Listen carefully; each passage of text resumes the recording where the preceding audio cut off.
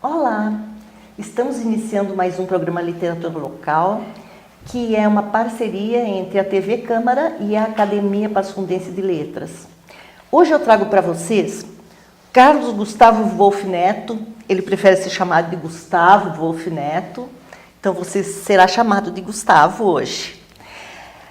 Ele que escreveu esta joia, que é Tales e o Eclipse e outros contos romanceados da história da filosofia. Ele traz aqui 9 contos que são histórias dos personagens da filosofia. Ele, na verdade, ele faz um passeio sobre a filosofia e eu reputo esse livro como muito importante para quem queira gostar de filosofia. Quem ainda não conhece filosofia e quem já conhece, eu fiz a faculdade de filosofia e eu tinha muita saudade de visitar esses personagens que ele trouxe aqui nesses contos.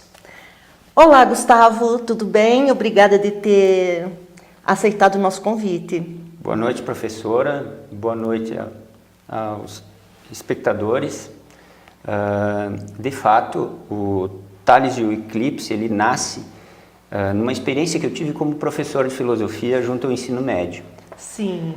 Então, naquele último concurso que teve, eu entrei no Estado como professor de filosofia. E uma das carências que eu percebi na forma como se conduzem as aulas de filosofia é ter instrumentais para encantar pela filosofia. Isso. E eu descobri que a literatura, o lúdico, a brincadeira, ela é um bom caminho. Eu estou falando já de adolescentes, de pessoas já com uma capacidade maior de compreensão. De compreensão e de abordar assuntos importantes e sérios, não é? Então, o livro é isso, é um instrumental para tentar agregar isso. Mas, Gustavo, eu gostaria de te conhecer melhor e tenho certeza que os nossos espectadores também. Conta um pouco de ti. Quem é Gustavo? Eu sou de uma cidade pequena, do interior do Rio Grande do Sul, aqui não muito longe, 100 quilômetros de Passo Fundo, Gaurama. Eu fiz a minha faculdade de Direito aqui na Universidade de Passo Fundo, morei aqui em Passo Fundo, na Rua Fagundes dos Reis, ali no Decidão da Fagundes, à direita. Sim. Morei por 6 anos ali. Eu sou da última turma do NPUR. Que é do Exército. Que é do Exército, quando tinha o quartel do Exército, terceiro do 5º RCMEC. Componho a última turma. Sou, portanto, oficial da reserva. E hoje trabalho na Justiça Federal e voltei a residir na minha cidade, lá em Gaurama. Moro lá até hoje. E qual é... E tenho a formação em filosofia também. Tenho formação, tenho o curso de filosofia, curso superior de filosofia e o mestrado em filosofia. E daí o encantamento pelo pensamento e tal. Aliás, nesses tempos bicudos que vivemos, em que está se desconstruindo, tentando se desconstruir o conhecimento e a filosofia, tem que se trabalhar. Se desconstruindo a importância dela, da não filosofia, isso. É muito triste isso. É muito ruim. É muito triste. É muito ruim. Até porque a filosofia, é o que serve, é o que embasa todo o conhecimento, né? Um dos personagens abordados num dos meus contos é o Moritz Schlick, que é do Círculo de Viena, que se preocupa muito com a ciência. Então, lá pelas tantas, o pessoal do Círculo de Viena, que é do positivismo lógico, eles vão dizer assim, a filosofia, ela não tem característica de ser ciência, ela não tem o status de ser ciência, ela não é ciência, porém ela é a rainha das ciências. O fato dela não ser ela própria uma ciência, não desfaz que ela seja a rainha das ciências, porque ela é que diz o que é e o que não é ciência, é ela que tem essa capacidade epistemológica. É isso mesmo. Sabe, a filosofia, ela deveria ser um pressuposto para qualquer outra faculdade, na minha opinião. Na verdade é. O estudo que eu fiz da filosofia, eu tinha 56 anos, eu senti que eu aproveitei muito mais do que os jovens, né? Sim. Do que os jovens aproveitaram. Certo. Eu tive colegas brilhantes, né? Eu tive colegas, 9 colegas paraguaios, e eles, nossa, esses meninos estudaram muito. Agora, o que eu aproveitei para minha satisfação pessoal, porque é apaixonante a filosofia. Ele tem aquela famosa expressão que diz que a coruja de Minerva alça voo ao entardecer. Pois é. Para dizer que a experiência é muito importante para amealharmos isso, né? Sim. Foram 3 anos apaixonantes para mim, sabe? Cansativos. Eu entrei porque o meu espírito estava completamente alvoroçado por dúvidas. Eu entrei lá para encontrar respostas, encontrei mais perguntas ainda e continuo com todas as perguntas. Que bom. Então, lá com Descartes a gente tem que a dúvida é a semente do conhecimento, né? Você é cheio de máximas e eu adoro isso. Mas, Gustavo, eu quero falar sobre o meu encantamento por esse teu livro. Porque você propõe, mesmo sendo literatura, mesmo sendo contos, você propõe coisas muito fortes aqui. Por exemplo, eu fiquei encantada com o encontro que você promoveu dentro desse livro, um encontro de Bacon com Shakespeare. Me conta como é que tu teve essa ideia genial. Eu gosto muito de literatura e a boa literatura passa por Shakespeare. Sim, embora seja eu tenho uma amiga que diz que não ouve nada antes de Shakespeare. Mas e cruzei então isso da literatura com a filosofia. Sim. Shakespeare e Bacon foram contemporâneos. Eu quero dizer em relação a esse livro que, embora seja lúdico, seja os personagens estão vivendo situações fictícias, como é história romanceada, eu fiz uma rigorosa pesquisa científica para ambientá-los. Então, este ambiente neste conto, em que os personagens são Bacon e Shakespeare, este conto, por exemplo, este ambiente, ele é um ambiente possível, ele é um ambiente historicamente localizado. Esta situação, ela é plausível. Sim. Ela é possível de ter acontecido.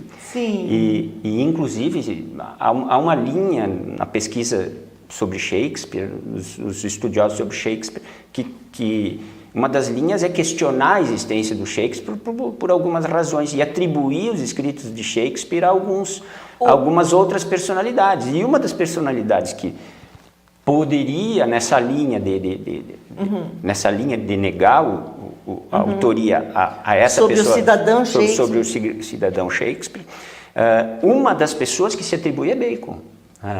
Então, e eu os ambiento eu fico fazendo alguns cruzamentos literários. Eu gostei muito, eu gosto muito de história romanceada e um dos livros que me induziu a isso foi Os Três Mosqueteiros, que é um dos livros pelos quais eu fui levado a gostar muito de literatura. E o Taberneiro é Portos. Sim, o encontro é numa taberna. Numa taberna cujo proprietário é Portos, um dos Três Mosqueteiros. Tudo isso localizado historicamente, né? Tudo isso com correspondência histórica, com alguma correspondência histórica. E com uma descrição finíssima de comidas, né? Você traz comidas de época, você traz... Isto. O que eu percebi também nesse teu livro é a tua grande capacidade de montar diálogos, né? Esses diálogos entre os dois, entre aquela turma que estava à mesa, né? Tem um cheiro da época. né? Tem um cheiro fortíssimo da época. Outra coisa, você usa uma linguagem de época. Então, os primeiros contos, onde você fala dos pré-socráticos, fala dos mitos, né? Da mitologia, você usa uma linguagem muito condizente com isso. Como é que você conseguiu fazer isso? É que eu me encantei pelos clássicos. A Ilíada, toda aquela forma de se conversar, o cuidado usando com a linguagem. O voz, não é? Voz, né? Você usa muito corretamente esse tempo verbal. Diga. Mas o que eu insisto em relação a esse livro é justamente nisso que tu está trazendo, que é a ambientação histórica. Sim. Então, eu tentei eu fui o mais rigoroso possível nas minhas condições e para poder brincar com esses personagens. Então, os personagens todos são figurões da história da filosofia. Então, a datação da fundação da filosofia no conto do Tales. Sim. De fato aconteceu esse eclipse, e esse eclipse teria sido previsto pelo Tales. Ele era um matemático, não é? Ele era matemático, mas ele já é alguém que levanta uma discussão fundamental para o conhecimento. Claro. Né? E ele era também um astrônomo. E eu tive aí no conto, então eu coloco ele inventando a filosofia, mas isso ligado também a um ato de amor, né? Claro. Filosofia, amor ao conhecimento, mas a um ato mesmo de amor físico. O conto começa com o mar grego. Eu espero ter tido êxito nisso. O mar Egeu. No mar, o mar aberto, o penhasco, a beleza da costa grega, e o Tales, na sequência, tendo previsto o eclipse, que de fato aconteceu. Por isso que dizem alguns que a filosofia tem data e hora de nascimento, né? Sim. Que foi esse eclipse. Porque a filosofia, ela nasce do espanto, né? Ela nasce do espanto, e esse conto do Tales mostra bem isso. E né? os gregos, eles eram deslumbrados com o céu, então eles observavam muito, eles eram grandes observadores do céu, e isto os leva ao deslumbramento e os leva a concluir coisas sobre o mundo dos astros, sobre... Sim, sim. É de Tales a concepção de que o começo de tudo é a água? O Tales é um dos pré-socráticos, então o Tales, erroneamente, mas ele é o primeiro a estabelecer um fundamento para o mundo. E esse fundamento que ele propõe é a água. O mundo é água, né? Tudo é água. A água perpassa tudo. Por quê? Porque a vida é úmida, porque existe umidade nas flores, porque o sêmen gerador ele é úmido, né? É molhado. Então ele diz que tudo, o fundamento do mundo é água. Hoje a gente sabe que não é.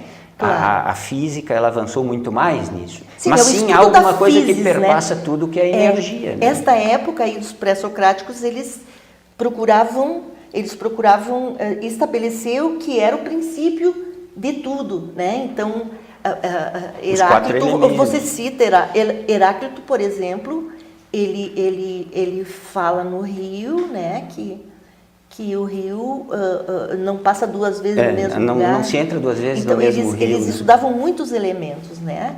Então, agora, vê só como passa rápido o nosso tempo. Nós vamos fazer um pequeno intervalo e daqui a pouco a gente volta. Até daqui a pouquinho.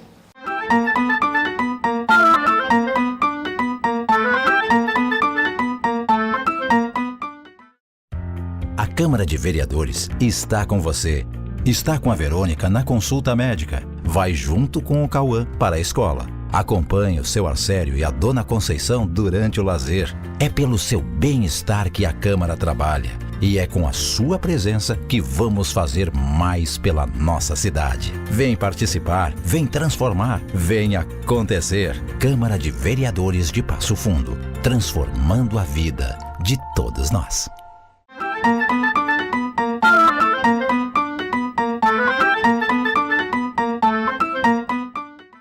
Olá, estamos de volta então com o nosso convidado hoje, Gustavo Wolff Neto, e o seu livro Tales e o Eclipse.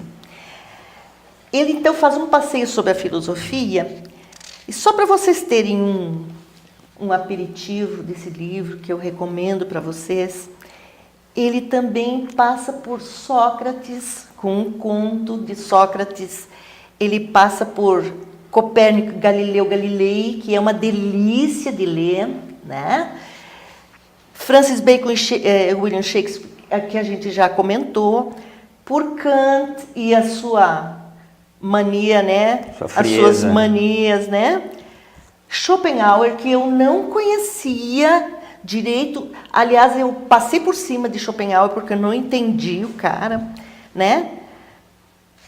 Schlick e o Círculo de Viena, e por fim, Demócrito, Epicuro, Marx, Einstein e Popper. Esse último conto é delicioso também e muito, muito revelador. Para montar este quebra-cabeças, você usa uma gema, uma pedra, que é um rubi. Conta como é que você fez isso. É que como esse conto versa sobre a questão do tempo e a questão do determinismo físico, sim, eu usei sobre nuvens e relógios, não é? Eu usei como fio condutor o rubi. Esse rubi vai perpassar o tempo e vai passar pela mão de todos esses citados, enquanto vai se dar o desenlace, o desenvolvimento do conto. O conto, ele é regressivo, ele começa com o Popper, já pelos anos 60, o Popper conversando com sua esposa e tendo o insight de um texto muito famoso dele, que é sobre nuvens e relógios, em que ele coloca essa questão do determinismo versus indeterminismo. A perspectiva de um mundo absolutamente determinado e que se perfaz no encadeamento causal de partículas físicas é muito complicado. Que é o que a física quântica diz, não é? A física quântica ela vai cortar isso. Ela vai dizer o seguinte, que há a possibilidade de de mundos diversos, de histórias diversas. Sim. Né? Tá, desculpa, eu te interrompi. Pode continuar com Popper.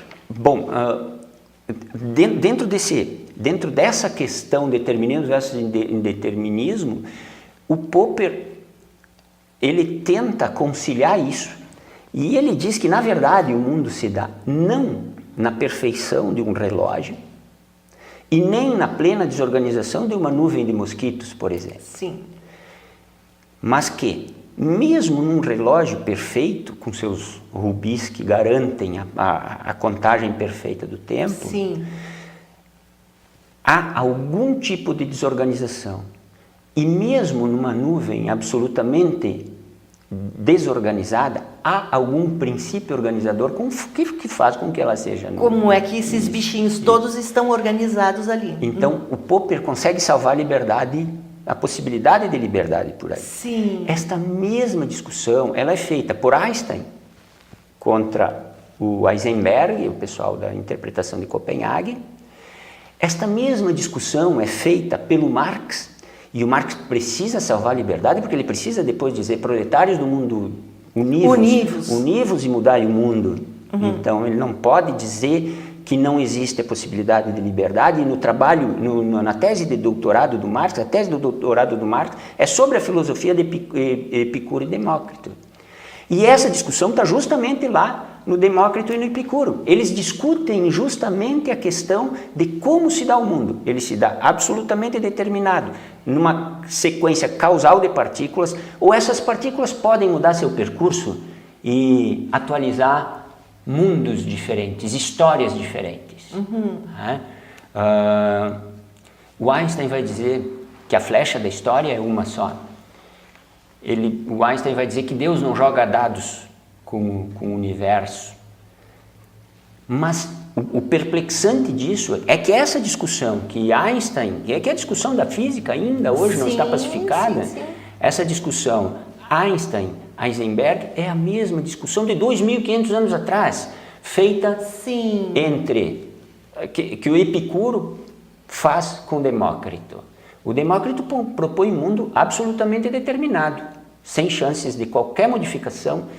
As partículas caem e, no cair das partículas atômicas, o mundo se atualiza. O Epicuro vai dizer, não é bem assim.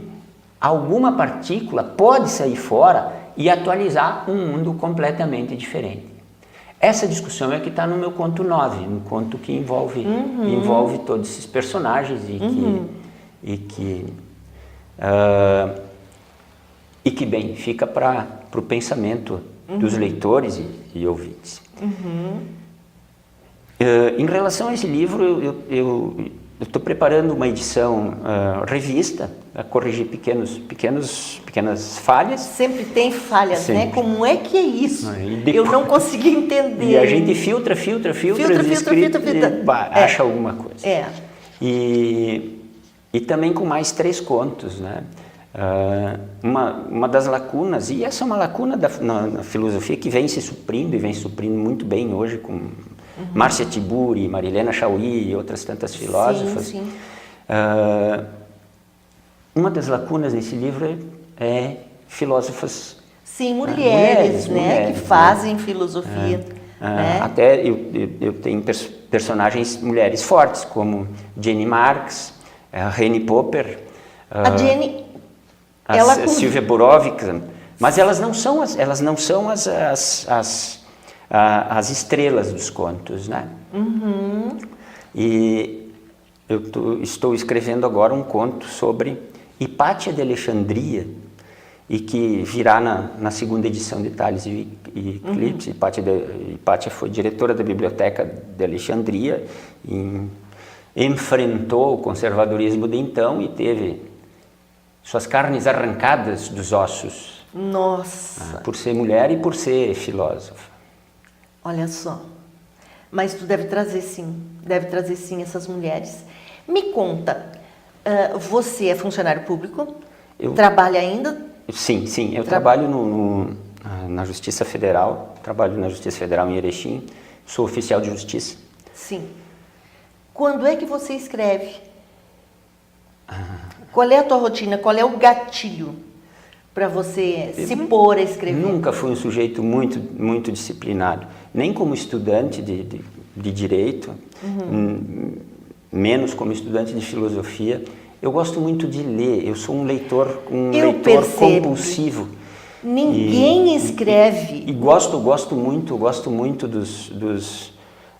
da língua portuguesa, ela é maravilhosa, e gosto em particular de Machado de Assis e um dos portugueses, que é Camilo Castelo Branco.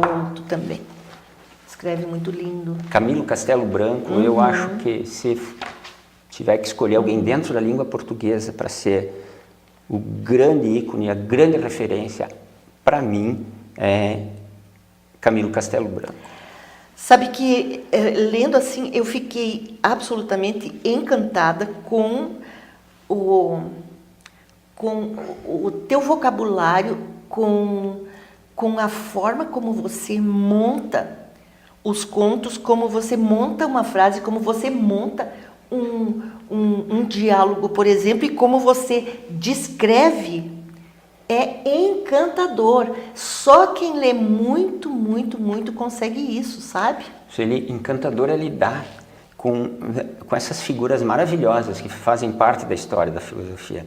Encantador é lidar, como eu disse, com Francis Bacon. Encantador é lidar com Nicolau Copérnico.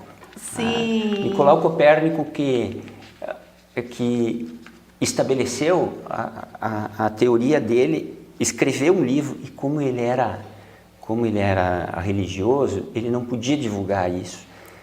Sim, ele intuiu, mas não...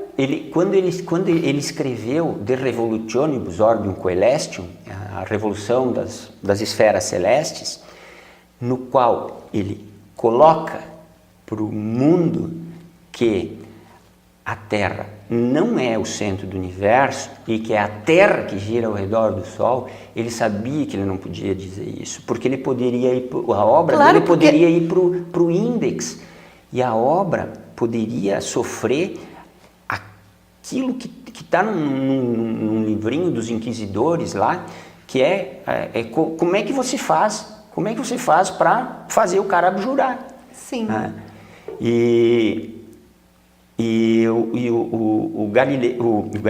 O Copérnico, então, ele evita publicar a obra dele. Muitas décadas, não é? E ele vai deixar para que a obra dele venha a lume no apagar das luzes dele. Quando ele percebe que ele está ficando velho e que ele não vai mais sofrer as tristezas da Inquisição, não vai mais sofrer tortura, não vai ser mais obrigado a abjurar.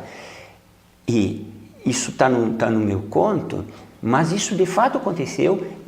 Sim. Reza a tradição que o Copérnico acaba recebendo o exemplar impresso do livro dele apenas no dia em que ele morre. Isso, e com um prefácio que acaba com ele, né? Que desdiz o livro. Sim. Mas o prefácio também foi uma articulação, vamos dizer assim, política de um outro pensador da época, que era Osiander, que tenta salvar a obra e salvar a cristandade desse grande choque que é o heliocentrismo, né? Sim. Hoje o heliocentrismo está sendo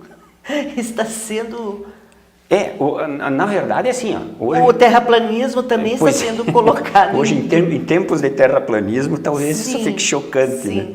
Mas hoje nem se fala mais em heliocentrismo, né? Porque hoje são muitas galáxias e etc. Né? Bom, mas pelo menos o nosso sistema, o centro do nosso sistema próximo aqui, é o Sol e não a Terra. Só que isso era uma verdade que contradiz muitas coisas que estão na Bíblia, né? Então isso é muito chocante para o establishment religioso da época. Que no tempo de Platão eles falavam as coisas que estão sob o Sol, né? Sob o Sol, era disso que se sabia. Era isso que eles queriam entender, não é? Isso. O próprio Galileu, há dúvidas sobre se ele chegou a ter sequelas, se ele chegou a ser torturado de fato. Acredita-se que sim. Mas o Galileu também, não se sabe se isso talvez seja lenda, disse que o Galileu, enquanto logo após ter abjurado, ele dizia em latim, e pur si move. Não é italiano isso? Não, isso é latim. Mas que se move, se move. Que se move, porque se move. Ele se desdisse para não morrer, né? Isso. Aí ele entre dentes teria resmungado na saída do tribunal, né? Mas que se move, se move. Que situação, né? Que a Terra se move, porque a Terra na concepção, na concepção até então vigente, a Terra era o centro imóvel do mundo. Né? E o Sol é que girava ao redor. Tem uma coisa que eu quero te perguntar que é, assim, você descreve alguns aqui que são absolutamente uns canalhas. Você fez uma pesquisa que revelou isso mesmo? Schopenhauer, por exemplo, não é o cara que eu gostaria de ter como amigo. melhor amigo. Sim. Mas isso não inibe a maravilhosa filosofia dele. Né? Um dia você vai me ajudar a estudar Schopenhauer, porque eu não consigo. Além de o mundo como vontade e representação, no qual ele coloca uma compreensão de mundo, ele tem algumas coisas morais, ele tem uma coisa moral que é a questão da compaixão. Ele diz que o ser humano ele é um ser passível de se compadecer. Sim. E um sujeito que faz uma filosofia tão fria e que teve uma vida tão terrível, tão magoada, tão frustrada, tão complicada com a sua mãe. O Schopenhauer teve uma vida de ciúmes da mãe, e a mãe triunfava literariamente e ele não. E aí quando ele tenta se aproximar do Hegel, o Hegel meio que chineleia ele, bota ele para Sim, tem Hegel aí no meio, sim. E ele tenta eliminar, ele tenta ganhar do Hegel e ninguém quer quer ir nas herói aulas dele, o né? Hegel não deu bola. Não deu bola e ninguém vai nas aulas do Schopenhauer, só querem ir nas aulas do Hegel. Ele se frustra muito.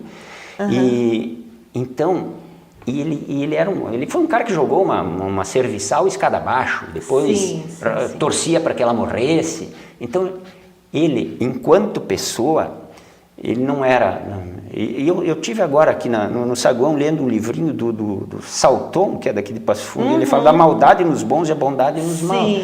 Então, essa questão do maniqueirismo, ele não é só mal, ele consegue fazer uma filosofia falando, salvando o ser humano, puxando o ser humano para a compaixão, não é? Este canalha que foi o Schopenhauer. Né? Mas muito obrigada, viu, Gustavo? Muito obrigada mesmo. Vocês viram o quanto a filosofia é apaixonante. Se vocês tiverem oportunidade, entrem em contato com esse livro. E eu gostaria de convidá-los para a semana que vem, de novo. Tchau. Obrigada. Eu agradeço. Boa noite a todos.